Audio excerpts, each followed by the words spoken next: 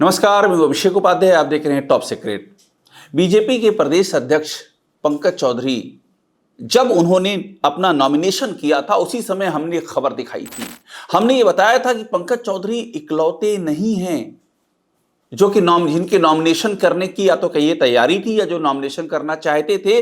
BJP में एक और भी नेता था जो नॉमिनेशन करने की तैयारी में था, और ये बड़ी बात थी क्योंकि सबको पता चला कि पंकज चौधरी इकलौते हैं जो कि नॉमिनेशन करने के लिए तैयार थे और जिनको कहा गया और जिन्होंने किया। मगर क्या सबकी सहमति थी या कोई और भी नॉमिनेशन करने की पूरी तैयारी में था और ऐन वक्त पर रोक दिया गया? यह बड़ी खबर इसलिए भी है क्योंकि जिस तरह से ये पूरी की पूरी बीजेपी में जो प्रदेश अध्यक्ष की पूरी तैयारी की गई, जिस तरह से वो चयन हुआ, उसमें एक बात पूरी जोर देकर के कही गई कि इसमें कोई और दावेदारी नहीं थी। ये जो चयन है, इस चयन में सबकी सहमति थी। लेकिन हम आपको आज वो कहानी उस नेता की जुबानी सुना रहे हैं। उस नेता का इंटरव्यू दिखाएंगे हम, जो कि उस रोज नॉमिनेशन करने के लिए तैयार था। आप तस्वीर देखिए उस नेता की। मैंने इंटरव्यू किया है।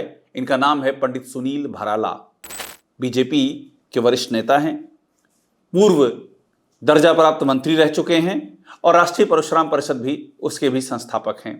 ये उस रोज मौजूद थे वहां पर जब पंकज चौधरी को अध्यक्ष चुना गया, और सुनील भराला बीजेपी प्रदेश अध्यक्ष के लिए अपना नॉमिनेशन भरना चाहते थे। हमने उसी दिन यह खबर ब्रेक की थी कि पंकज चौधरी को एक चुनौती मिल सकती थी, लेकिन उसको लास्ट मोमेंट पे हैंडल किया गया। हमने सुनील भराला का इंटरव्यू किया और सुनील भराला ने इस इंटरव्यू में साफ तौर पे कहा कि हमारे मन में यह भाव था कि हम चुनाव लड़ें। ऑन रिकॉर्ड कहा है यह। हमने उसी दिन हमने स्टोरी ब्रेक की थी। उन्होंने यहां तक कहा कि हमने पार्टी को सुझाव भी दिया था कि चुनाव हम लड़ सकते हैं, और कार्यकर्ताओं का अनुरोध था कि मैं इलेक्शन लड़ूं। यहां तक वो कह रहे हैं, बोल रहे 89 से मैं कार्यकर्ता हूं भारतीय जनता पार्टी का, और बहुत से कार्यकर्ताओं की डिमांड थी कि वो प्रदेश अध्यक्ष का चुनाव लड़ें। ये ऑन रिकॉर्ड है। यानी कि हमारी खबर पे मोहर लग रही है कि पंकज चौधरी जब प्रदेश अध्यक्ष चुने गए तो वो अकेले नेता नहीं थे जो कि नॉमिनेशन करने की तैयारी से आए थे। एक और नेता नॉमिनेशन करने को तैयार था जिसे ऐन मौके पर रोका गया। आप सुनिएगा सुनील भराला के इंटरव्यू का ये पहला हिस्सा, और इसके बाद और भी कई दिलचस्प मामले हैं कि जब ये पूरी तैयारी थी तो नॉमिनेशन किया क्यों नहीं। ये कहानी और दिलचस्प है। पहले सुनिएगा सुनील भराला का पहली बार ऑन रिकॉर्ड क्या कहना है इस मुद्दे पर। हमारे साथ में पंडित सुनील भराला बैठे हुए हैं। बीजेपी के आप वरिष्ठ नेता हैं और राष्ट्रीय परशुराम परिषद के संस्थापक हैं।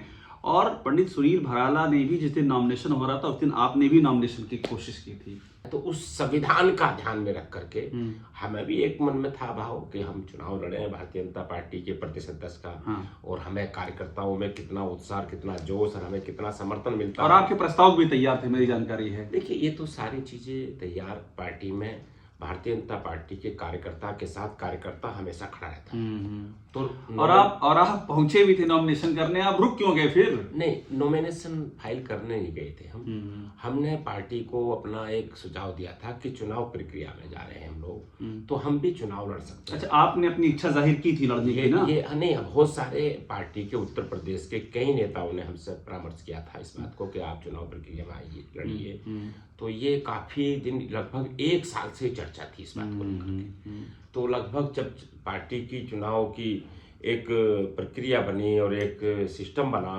तो उसमें बहुत सारे कार्यकर्ताओं का भी अनुरोध था हमारे साथ में कि आप बहुत लंबे समय से संगठन कर रहे हो, बहुत लंबे समय से कार्यकर्ता, हम 89 से सक्रिय सदस्य के रूप में भारतीय जनता पार्टी में अनवरत पीढ़ी दर पीढ़ी काम करते आ रहे हैं। उसको ध्यान में रख करके बहुत सारे कार्यकर्ताओं की एक डिमांड थी, एक मांग थी कि आप प्रदेश अध्यक्ष का चुनाव लड़ो। तो आपने सुना किस तरह से सुनील भराला ऑन रिकॉर्ड टॉप सीक्रेट से बात करते हुए कह रहे हैं कि वो पूरी तैयारी से थे और कार्यकर्ता कह रहे थे कि आप प्रदेश अध्यक्ष का चुनाव लड़िए, और 1 साल से ये चर्चा थी। अब इसके बाद हमारा सवाल यही था कि जब ये सारी चर्चा थी तो आप क्यों नहीं लड़े? ये हमारा सवाल था कि आप फिर क्यों पीछे हट गए।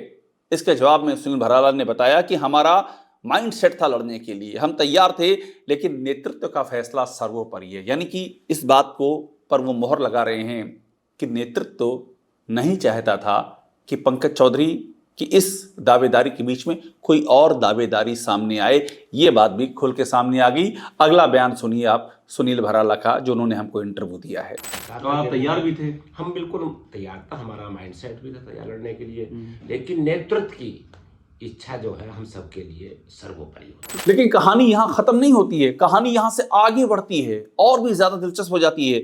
सुनील भराला आगे जो बातें कहते हैं वो बताती हैं कि बीजेपी के भीतर क्या चल रहा है, क्या चर्निंग चल रही है, क्या विमर्श चल रहा है। वो ये कहते हैं कि बीजेपी में हमेशा से परंपरा रही है कि एक बार ब्राह्मण, फिर एक बार ओबीसी, फिर ब्राह्मण, फिर ओबीसी, फिर ब्राह्मण, फिर ओबीसी, ये परंपरा रही है। और इसी लिहाज से उनको ये लग रहा था कि अब तो ब्राह्मण की बारी है। स्वतंत्र देव सिंह जो प्रदेश अध्यक्ष थे भूपेंद्र सिंह चौधरी से पहले, वो ओबीसी नेता। भूपेंद्र चौधरी जाट लेकिन ओबीसी कैटेगरी में है यूपी में, तो उनका कहना है कि अब तो ब्राह्मण की बारी थी। ये भी वो ऑन रिकॉर्ड कह रहे हैं, सुनिएगा। अच्छा ये बताइए, इसकी भी बड़ी चर्चा थी कि कोई ब्राह्मण प्रदेश अध्यक्ष बनेगा। देखिए, ये पार्टी और कार्यकर्ताओं में भी एक बड़ा एक कयास भी था, और ये है भी एक पार्टी की एक परंपरा भी रही है ये, कि भारतीय जनता पार्टी ने हमेशा एक परंपरा में हमेशा एक अपने आप को पहचान के रूप में रखा कि एक बार ब्राह्मण, एक बार ओबीसी, एक बार ब्राह्मण, एक बार ओबीसी, एक बार ब्राह्मण, इस प्रकार की एक पद्धति चली आ रही है। एक बात और वो कहते हैं बड़ी दिलचस्प सुनील भराला, वो ये कहते हैं कि यूपी में ब्राह्मण कितने हैं, 19%, उनका भी ध्यान रखिए। ये सब मैं बात आपको इसलिए बता रहा हूं क्योंकि आप ये समझिए कि बीजेपी के अंदर किस तरह की भावनाएं उफान मार रही हैं, और ये जो भावनाएं हैं ये अपने आप में इंडिकेट करती हैं कि ये भी अपनी दावेदारी को सामने रख रही हैं। वो यहां तक कहते हैं हमसे बात करते हुए कि ऐसा अनुभव रहा है कि जब ब्राह्मण बीजेपी से छिटका तो समाजवादी पार्टी सत्ता में आ गई, जब ब्राह्मण बीजेपी से छिटका तो बीएसपी सत्ता में आ गई। यानी कि मैसेज बहुत क्लियर है, सत्ता में बने रहना है तो ब्राह्मणों पर ध्यान दीजिए, ब्राह्मणों को साथ रखिए। सुनिएगा सुनील भराला को। 19% ब्राह्मण है उत्तर प्रदेश में, 19% ब्राह्मण है, उनको ध्यान रखना भी जरूरी है। और आपने उसके पिछले कई अनुभव भी देखे होंगे उत्तर प्रदेश में कि जब समाज ब्राह्मण भारतीय जनता पार्टी से जब छिटका तो समाजवादी पार्टी सत्ता में आई। तो हमने ये 4 आपको जो हिस्से दिखाए उनके इंटरव्यू के, ये इसलिए महत्वपूर्ण हैं क्योंकि ये इस कहानी को बयां करते हैं कि बीजेपी के भीतर यूपी में क्या चल रहा है। और दूसरी बात यह है कि अब आने वाले वक्त में जो भी चेंजेस होंगे, क्या यह कहानी आगे बढ़ेगी। जो ब्राह्मण प्रदेश अध्यक्ष से जो सामने आई ये कहानी है, जो अभी तक सामने नहीं आई थी, अभी तक ये पर्दे के पीछे था। हमने उसी रोज इंडिकेट कर दिया था जिस रोज पंकज चौधरी चुने गए प्रदेश अध्यक्ष, हमने बता दिया था कि पंकज चौधरी इकलौते नहीं थे, एक और नेता उम्मीदवारी करने की तैयारी में था। लेकिन इसके दूरगामी मायने क्या है, क्या ये ब्राह्मण एस्पिरेशंस उठ रही है क्या पार्टी के अंदर। और ये इसलिए भी महत्वपूर्ण है क्योंकि पार्टी बड़ी फ्रेगमेंटेड टाइप की भी हो चुकी है। ये पार्टी खुद भी जानती है, अलग अलग जाति समूह अपनी दावेदारी जता रहे हैं, आंतरिक संघर्ष चल रहे हैं। इस सब के बीच में इस बात का मैसेज क्या है, क्या ब्राह्मण नेता भी अपना हक, अपना अधिकार उसको प्राप्त करने के लिए एक इंडिकेशंस दे रहे हैं। और अगर ये इंडिकेशन है तो ये कहानी क्या सिर्फ संगठन तक सीमित है या फिर ये कहानी सरकार तक भी जाती है, यक्ष प्रश्न यही है। टॉप सीक्रेट देखते रहिए, लाइक कीजिए, इसे सब्सक्राइब जरूर कीजिएगा।